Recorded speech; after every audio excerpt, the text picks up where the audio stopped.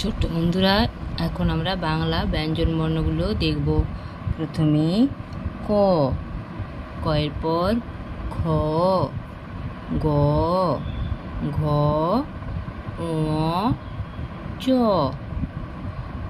ছ, বর্গীয় জ, ঝ, ঞ, ট, ঠ, ড, ঢ, মূর্ধন্য ত, থ, দ, ধ, দন্তন্য প, ফ, ব, ভ, ম, অন্তস্থ জ, র, ল, তালব্য মূর্ধন্য স, দন্তস্য হ, দশনড়, হ্রস্বনড়, অন্তস্থ খণ্ডত্ব, অনুস্বার, বিসর্গ, চন্দ্রবিন্দু।